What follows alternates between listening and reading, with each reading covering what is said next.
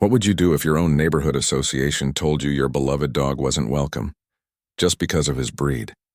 This is the story of how one homeowner turned an HOA's cruel rule into their biggest regret, and how the fight to keep a loyal pet spiraled into a battle that exposed lies, power games, and secrets buried deep within the community. Before we dive into the story, make sure you stick around to the end because this one is full of twists that will make your jaw drop. And if you enjoy stories about homeowners standing up to unfair HOA drama, don't forget to hit that like button, subscribe to the channel, and ring the bell so you never miss a wild story like this again. It all started when a homeowner named Eric moved into what seemed like the perfect suburban community. The lawns were pristine, the streets lined with identical houses, and the promise of a safe, family-friendly environment lured him in. Eric was proud of his new home and especially excited to let his dog, a pit bull named Max, enjoy the spacious backyard. To Eric, Max wasn't just a dog, he was family, rescued from a difficult past and nurtured into a gentle, loyal companion. For a few weeks, everything seemed peaceful. Neighbors waved when he walked Max in the evenings, and some even commented on how well-behaved the dog was. But the calm didn't last.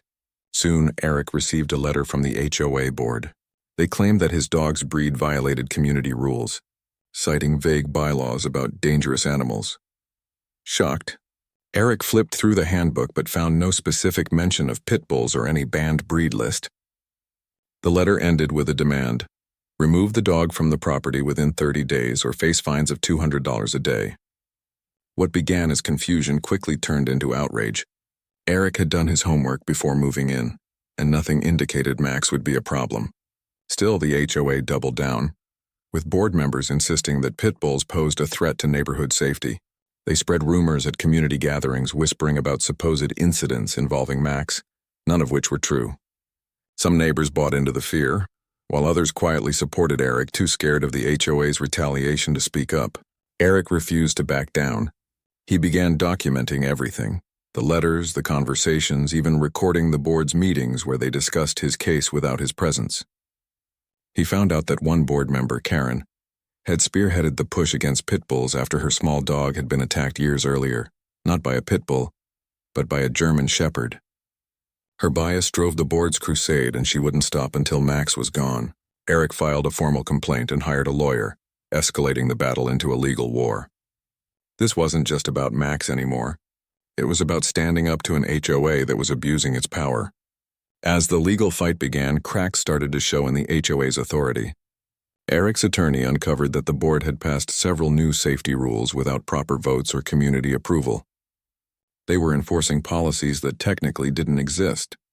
When this information reached Eric, he realized he had leverage, but he knew the fight was far from over. As court hearings loomed closer, tensions in the neighborhood grew. Eric noticed cars slowing down near his house, people peering in, and even anonymous notes left on his doorstep demanding he get rid of that beast. Then, one morning, Eric found his backyard gate open and Max missing. Panic set in. He searched for hours until a neighbor called. Max had been found wandering near the park. Someone had deliberately let him out. That moment solidified Eric's resolve. If the HOA wanted a war, they were going to get one. And this was only the beginning. The second chapter opened with the community split down the middle. On one side were families who believed the HOA's propaganda about Max being a danger.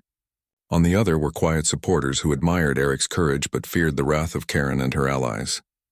Eric decided to take his fight public. He created a community website exposing the HOA's shady practices, posting documents proving their illegal rule changes. The site gained traction, not just among neighbors but also local media. Soon, reporters started showing up, asking questions about discrimination against dog breeds and the abuse of power in homeowners associations. The HOA scrambled to do damage control. Karen organized a neighborhood meeting where she painted Eric as a reckless homeowner who put everyone at risk. But Eric showed up with evidence in hand, and when he presented documents that contradicted Karen's claims, murmurs filled the room. The illusion of the HOA's unshakable control was beginning to crumble. Still, the HOA tried intimidation tactics. Eric was slapped with bogus fines for supposed yard violations and noise disturbances that never happened. His mailbox was vandalized and his lawyer received threatening anonymous letters. But the more they pushed, the more determined Eric became. He filed countersuits and even petitioned to have the HOA audited. That's when the bombshell dropped. The audit revealed that thousands of dollars in community funds were unaccounted for.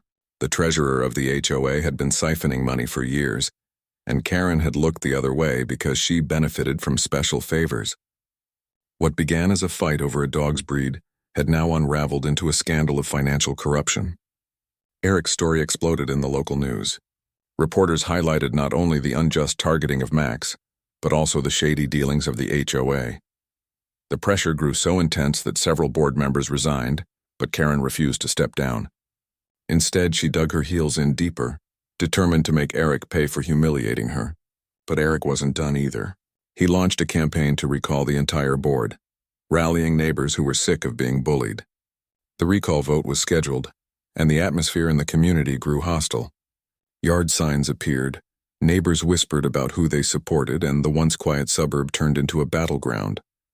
On the night before the vote, Eric's car tires were slashed, a clear message that the fight had gone beyond politics. But Eric didn't flinch. The next day, the recall meeting was packed, with neighbors, reporters, and even local officials in attendance. The vote would change everything. The third chapter opened with the recall vote underway.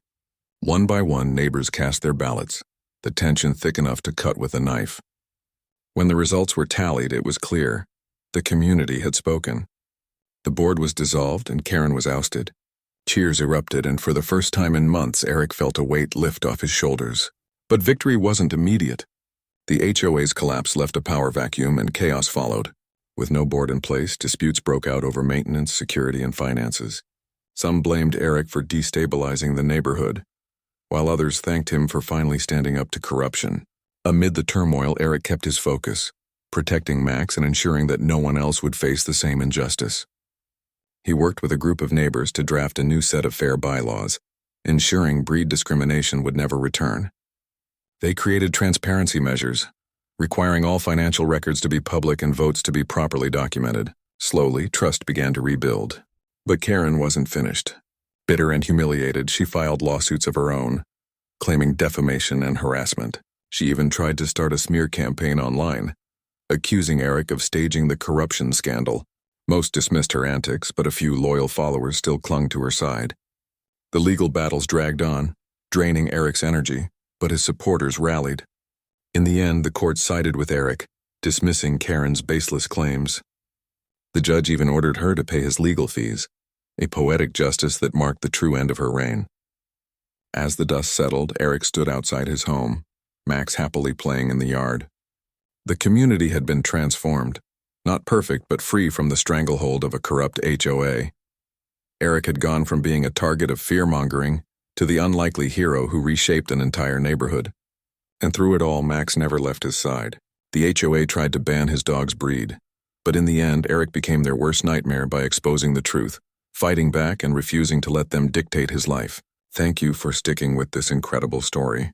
If you enjoyed watching an HOA get exactly what they deserved, make sure you smash that like button, subscribe to the channel, and turn on notifications so you never miss another unbelievable story like this one. And let me know in the comments, what would you have done if they tried to ban your dog?